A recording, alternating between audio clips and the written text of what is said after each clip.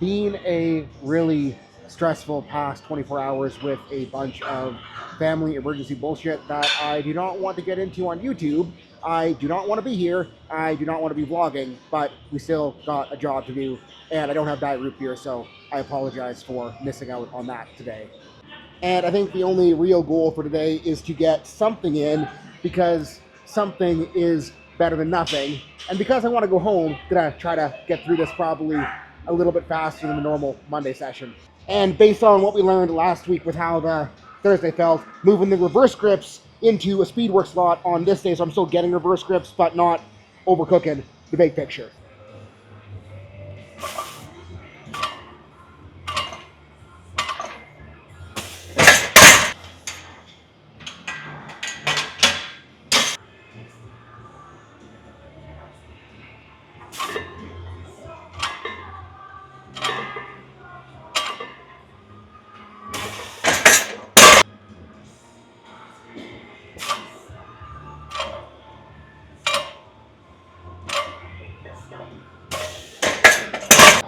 And I don't know, 5x5 ripped out.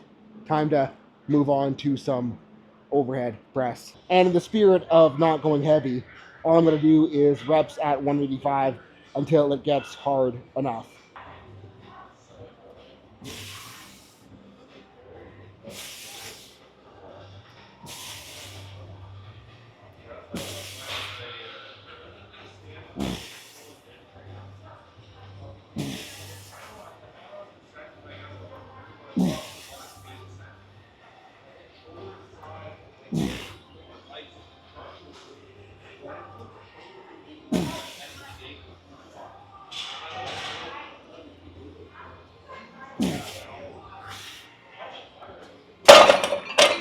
Actually pretty freaking happy with how well I was able to stick those out once the bar slowed down.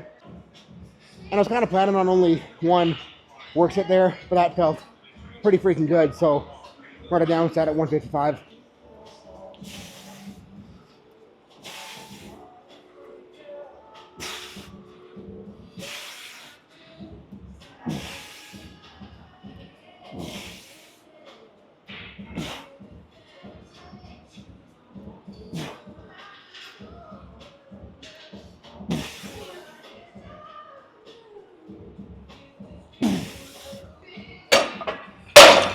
And it probably is about time that I didn't just crank fucking stupidly heavy on those, so I'm okay with that. And more of the working hard, but working hard not because we are putting weight on the bar.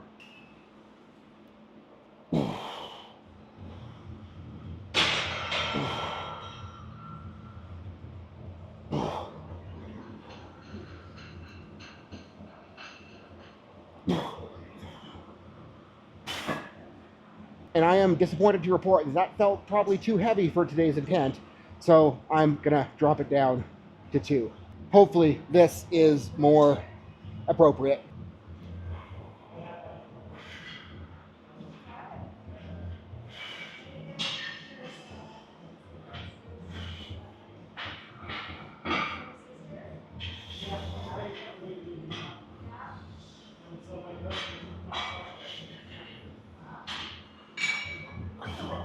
Yeah, I'm okay with that. And like I was saying, I don't want to push dips on this day because I want to take the dips the other day so the dips aren't getting in the way of my main benching. So I think in place of dips, I still want some like serratus push through, so run some push-ups. And I got the stupid Bell's squishy blocks out so I can elevate myself and get a little bit more stretch in the bottom. Hopefully they're not squishy to the point that it actually fucks up the set, because I have not yet used these for this purpose. Stretch in the bottom, push through in the top. I'm just going to crank out reps till it gets hard.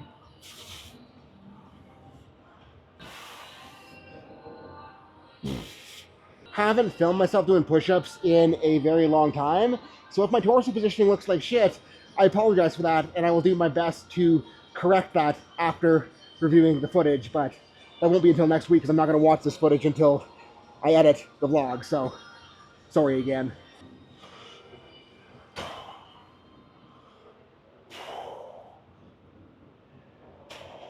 you let me know if my torso position sucks? Oh, we're actually okay?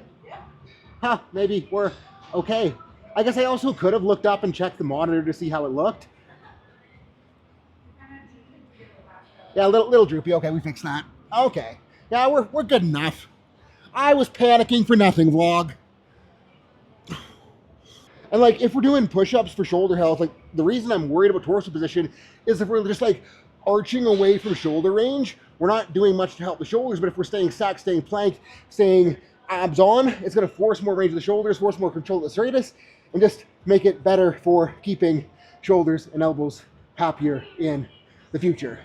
And because these felt so good sitting down last week, I would be silly to not sit down again.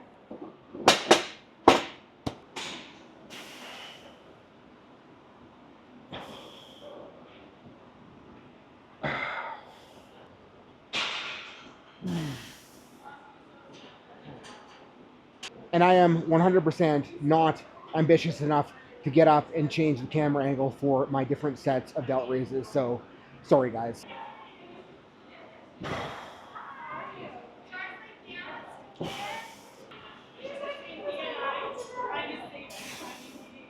Yeah, I really freaking hope this camera angle works.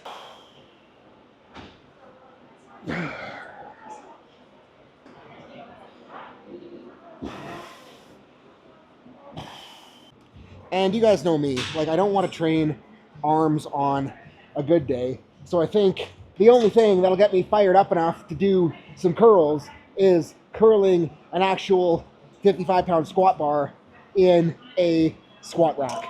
Also going to try to keep these a little bit stricter than the croc curls I did last week. It honestly helps like not having a rack on top to try to avoid hitting the bar into. And as much as I hate to admit it, I've actually been enjoying running the barbell curls. So we'll probably keep them in for at least a little bit. And I don't know, really doing nothing at this point other than chasing a pump and trying to not miss a 35-pound curl because holy shit, that got heavy fast. And I figure change things up a little bit, get a bit of forearm in. I almost said foreskin there, so I'm glad I didn't say that in the vlog, but hammer curls, little brachialis, brachioradialis, actionarino. I don't know, I'm just fucking saying words now, so I'll probably finish this up without filming too much else. And you know what? Screw you guys. I am being lazy again and running standing abs. Actually being really lazy because that was far too heavy for how today feels, holy. And all I'm going to do for myself to justify this laziness is make sure that I get a really, really deliberate contraction every rep and I push really deep into the set to make sure that I'm still getting at least kind of something out of it, even if it is an easier option for ab training. And like, maybe I'm setting a bad example, but I do think that being productive on this for what I got today is going to be good enough to get the job done.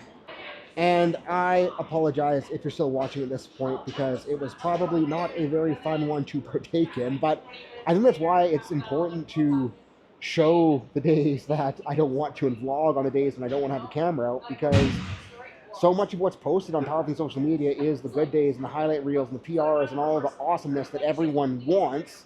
But reality is that it's not always going to be like that. And for there to be good days, there has to be bad ones. And the sooner you can wrap your head around the existence of bad training days and realize that they're not the end of the world and can actually be quite productive, you are going to make faster and faster progress. Because if you let a bad day turn into a catastrophic day by panicking and just making it this big ordeal and just either making a poor decision and setting yourself back further or just ruining the rest of the training week, like, that isn't going to help you get better. But if you can find a way to just be like, yeah, this is it, this is what I got, I'm going to do my best with it, you can make it at least a decent session and allow it to propel you forwards or at least not set you back. Because even if I didn't get better today, doing something today and not setting myself back is a hell of a lot better than it would have been to just sit on the couch and mope because I feel sleepy and sad.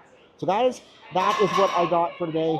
Thank you so much for watching. And this probably is a bad vlog to put a advertisement at the end of, but if you want a more in-depth look at how I coach lifters and my decision-making processes through the coaching and programming process, hop onto the Team Activated community on School, because not only are you going to see how this operates in the gym and in the programming world, you're going to get to interact with a bunch of lifters and coaches who are all there to help each other, and it is a really awesome group so far. So hop in there if you want to. Don't if you don't. I will see you in the next vlog, and hopefully the training session is a little bit less sad looking.